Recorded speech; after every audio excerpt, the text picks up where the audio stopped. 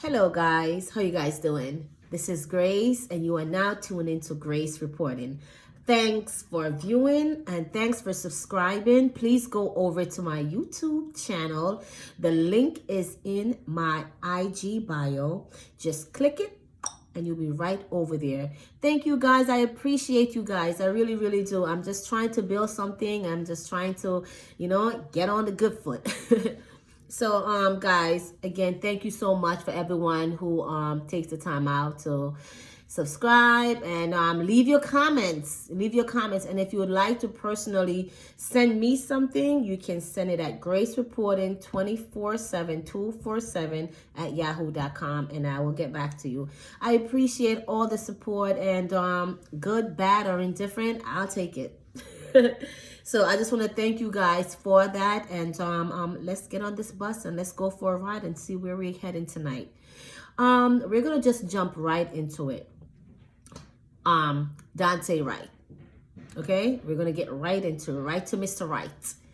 What happened with Daunte Wright? What happened again with Daunte Wright? What has been happening with this Daunte Wright story? What is the common denominator in Daunte Wright? So on the 11th of this month here, April, Daunte Wright, a 20-year-old man, was shot and was killed again by police. Again, I repeat, by police. We are just not even coming off the heels of George Floyd killing in broad daylight. If you guys are following the news with him and the trial, you'll see that they have yet to reach a verdict on something that everyone saw in plain sight. So if that's still going on, now here comes something on top of it, another pile. How do you expect the people to react? How are they supposed to feel? How are they supposed to go about their everyday business and feel secure when this is yet another killing? Let's dive right into it. Who was Daunte? Who was he? What type of person was he? Where was he from? How was his upbringing? Well, Daunte Wright, he was a 20-year-old black man who was fatally shot by, her name is King Potter. And she shot him and she killed him dead. Okay? And this woman was on the force, the police force, for 26 years. Okay? Now, with so much experience, you should know your left from your right at this point in the game. You should know exactly where everything is placed on your body.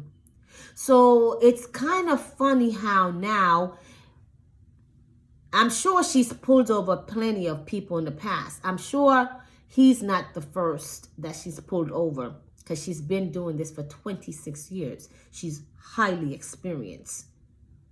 How is it that you're highly experienced and now this is what your experience have led you to? Something is not adding up. But nevertheless, let's put Kim on the back burner for 3 seconds and let's dig into Daunte and who he is and how did all this go down. From what I have read, Daunte was pulled over for expired tags.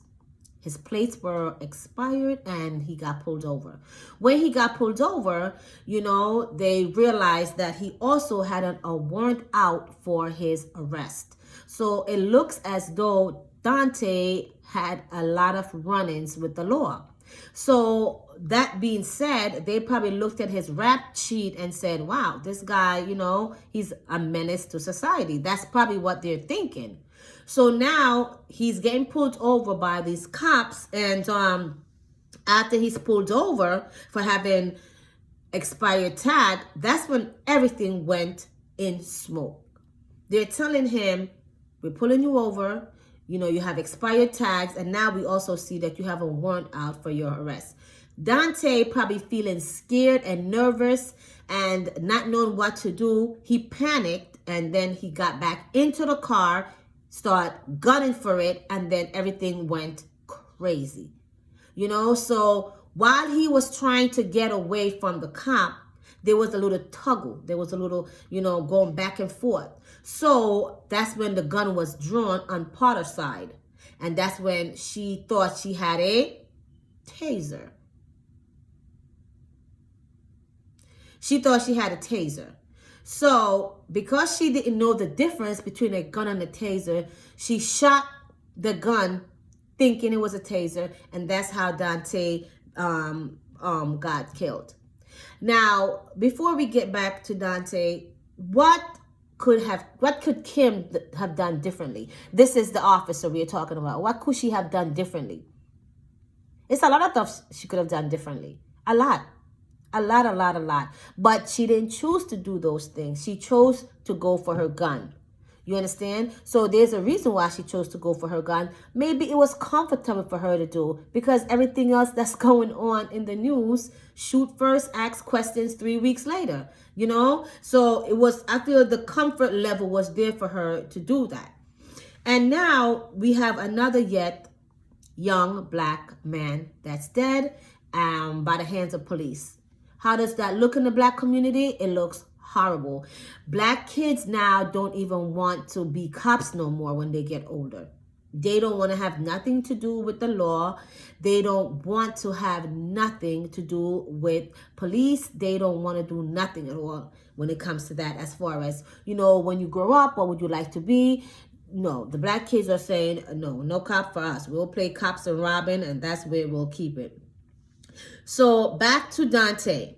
Now, how could Daunte gone about this differently? Because even though Daunte was in the wrong, he was in the wrong, and I know this may come as a surprise with a lot of people, but Daunte, knowing that he's a black man, it's like you have to go about things so differently.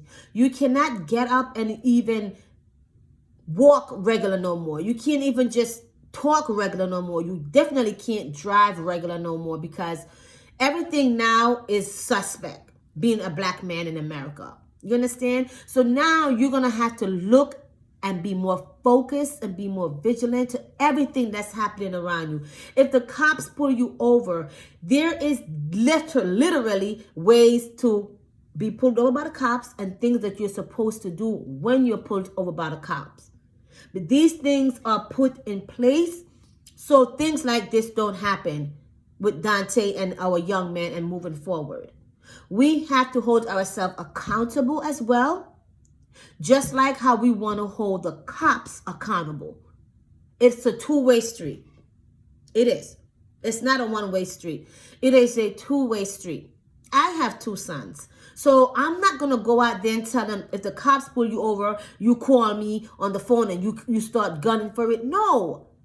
The cops pull you over. They literally have what you should do when you are pulled over by the cops. They literally have the outline of what you should do. Did Daunte do any of these things? According to what I read, no, he did not. And it's very sad to know that you're thinking, okay, the cops pull me over, you're nervous, you have a warrant out for your arrest, your plates are expired, you have a rap sheet. So you automatically start thinking, if I go in my car and if I gun for it, I could get away. No. I would rather you be in jail than you be somewhere else. You understand what I'm saying? And she was dead wrong for everything she did.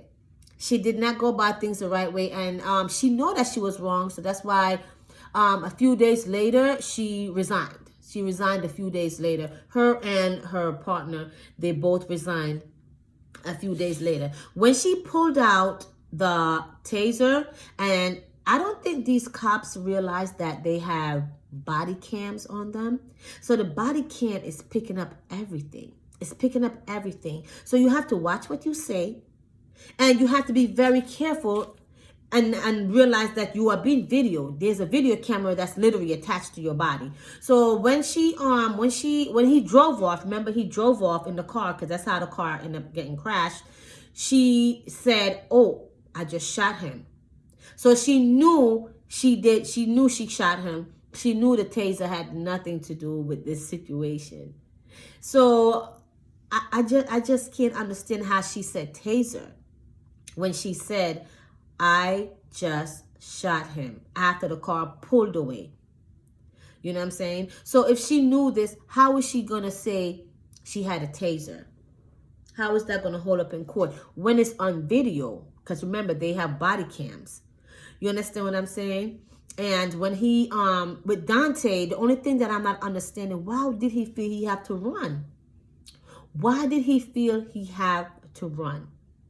That's what a lot of black young men are feeling. They feel they have to run. They feel they have to get away from the situation because they feel that they're going to get killed. And what tends to happen 9 times out of 10? They're still getting killed. So I would take my chances pulling over and listening to what these officers are saying. I would take my chances because there's a higher percentage that they can shoot you and unfortunately they can kill you. Like the protesters now are going wild. They're in the streets, they're demanding justice for another black man killing. And like I said, this is on the heel of George Floyd, and another young man was killed there. I think his name was Derek Chauvin, excuse me. So with all these killing piling up one after another, of course you are feeling like, wow, when is it going to be the black people's turn to be protected and to be loved as the chosen people we are? When is that going to be the case? Because it's so sad. It's so sad that yet another young man is now dead because of the hands of cops. If you are pulled over by the cops, they tell you are supposed to pull over in a safe area. They say for you to turn off your lights, turn off your radio. If it's in the daytime, turn off your lights, because sometimes you have some cars that have lights. Turn that off, turn off your radio, and do not use your cell phone. They say try to remain calm, stay in your car, roll down your window, keep hands in plain sight, and whatever you do, try not to argue with the officer. Just try not to say much and just hopefully you can get away in one piece. Guys, listen, this is a sad time we're living in. Everyone has to do their part. You have young kids, you have to tell them how to conduct themselves when they're in the streets, when they're not with you. Because if you don't, you will get the phone call that will change your whole world permanently. I know I have 2 kids that I would lift the world and put it on upside down for. So I can imagine this mother, what she's feeling and what she's going through. I pray that God will give her the strength, and I pray that he will rest in peace. Another hashtag, another t-shirt. We don't want to see that anymore. We just want to see justice. And yes, he had some wrongs, things that he could have done differently to make it right. But nevertheless, a life did not have to be taken. Guys, thank you so much for listening. Thank you so much for tuning in to Grace Reporting. Thank you so much. And if you have anything that you'd like to say to me, again, you can reach me at gracereporting247@yahoo.com. And again, please go down to my YouTube channel and subscribe. And if you have anything that you would like to say to me, just come on and say it. I don't bite. Thank you so much, guys. And again, let's be vigilant, let's be careful, and let's be alert.